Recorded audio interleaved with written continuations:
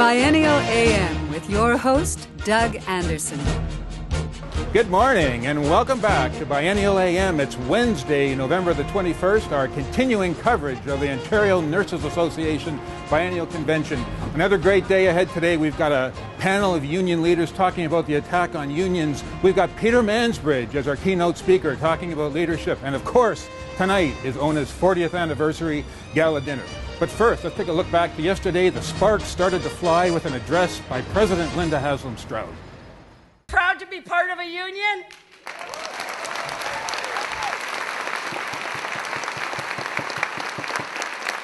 Are you proud to be part of the public service and providing health care to Ontarians?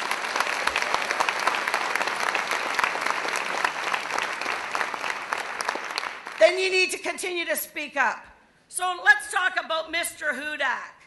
The party claims to believe that our arbitration system is broken and needs to be reformed to tie compensation agreements to, oh, I love their words, taxpayers' ability to pay.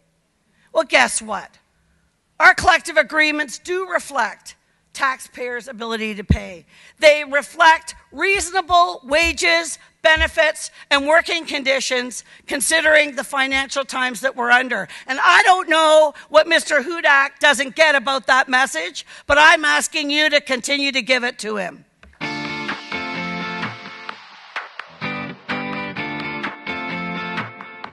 A visit by Premier Dalton McGuinty was not on the original agenda.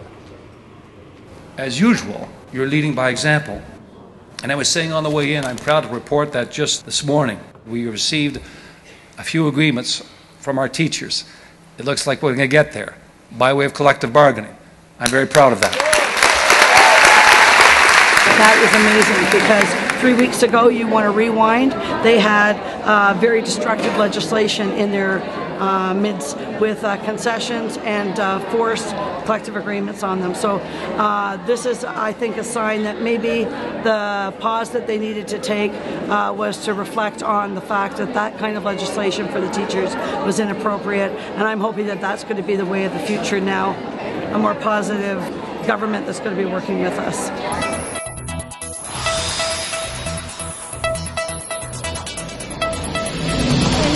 Address to the Assembly. She gave us a lot of food for thought. What did you think about the reaction to Tim Hudak's white paper? Well, nothing surprises me at all from Tim Hudak in any way, shape, or form.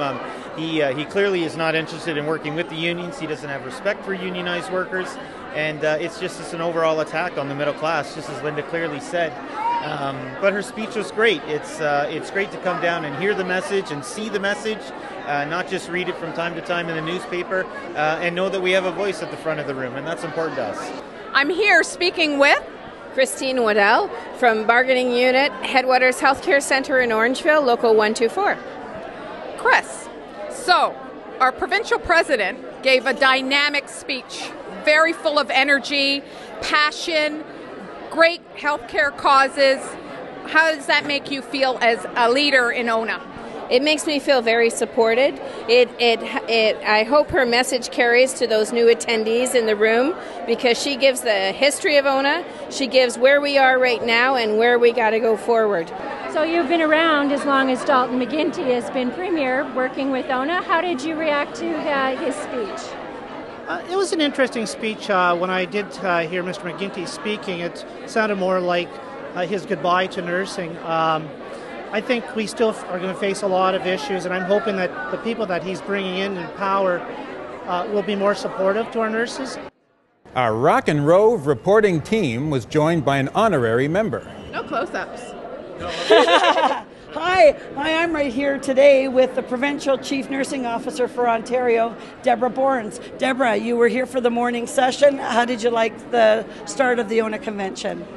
You know what? It was completely energizing and inspiring, and it's wonderful to see all the people in the room who are all committed to the same thing. And I just want to say to everyone that's here, thank you for all that you do every day to make a difference to the lives of the people in this province.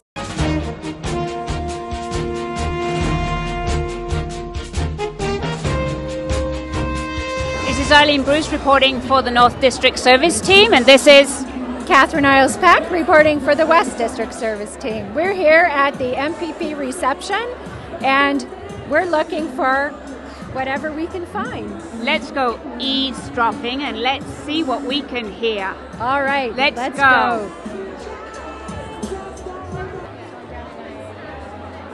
So here we have Diane Leclerc, who is Vice President of Region 4, and Andrea Horvath, who is the leader of the NDP party. Hi, Diane and Andrea. Can I just butt in? Just thought I'd find out what is the topic we're discussing here. We're talking about CCACs. That's what we're talking about. The RNAO report and actually HUDAC's paper about wanting to get rid of CCACs. And I'm just looking at Andrea's views. Well, and it's interesting because one of the things that we're pretty concerned about is making sure that we have nurses in community that are able to provide care for patients in their homes. So I'm still here with the MPP reception and I have MPP Glenn Murray with me. So Glenn, can I ask what brought you here this evening? I think nurses are the foundation of our healthcare system. My partner is a nurse, works at Toronto Western, has been, after serving the armed forces, went to nursing school mid-career and chose nursing as a profession. So it's a big part of our family life, and I see what he does every day in an operating room and the amazing work he does.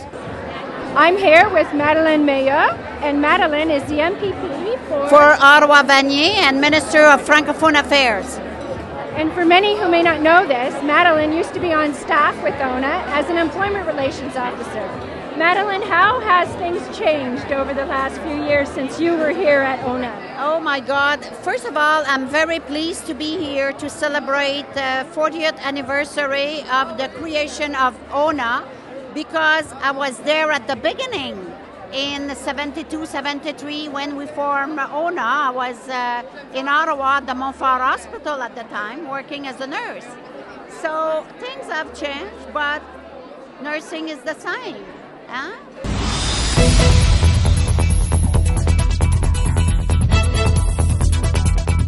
Diane, what was the thing that made you start getting involved with the Ontario Nurses Association? Well, what actually happened with me is my husband worked out of town. I had young children and I worked, so I was quite busy in my younger years. But when my children got into high school, I changed jobs, went to a cancer clinic with only about 15 nurses. When I got there, they said, well, we've all been the bargaining unit president, it's your turn.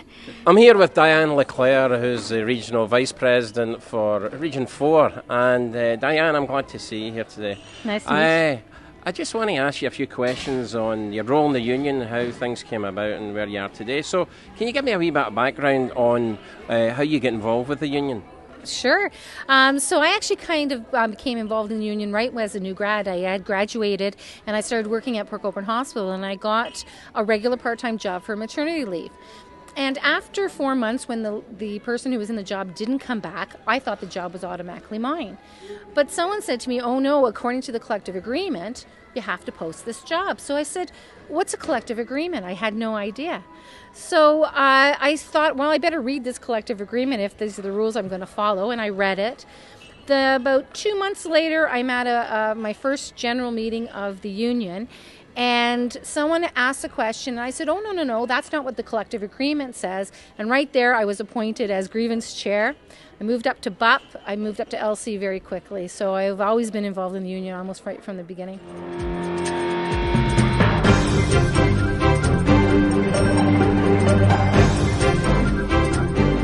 We have 106 staff working or attending this convention, a record in recent history. And our technology services team tries to speak a language we can all understand. No job is too big or too small. Do either of you have any memorable moments helping members with IT issues? Yeah, actually a couple of weeks ago we received a call about internet access issues at the President's Apartment. And my coworker and I, we went over. We had to call the local ISP.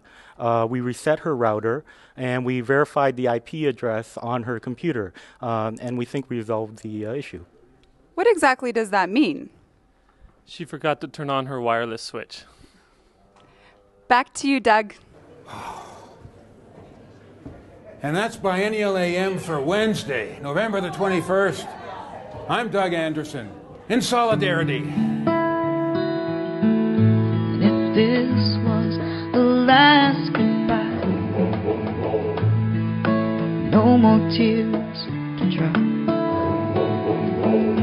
I would say it one more time. It's been more than fine. How could I know she will? And how could I show? Say what you will before it's too late. Say what you will. Say what you will before it's too late.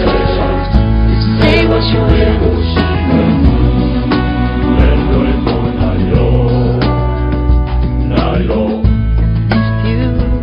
Why is it so important to you to continue to assist the labour movement here in Ontario in particular?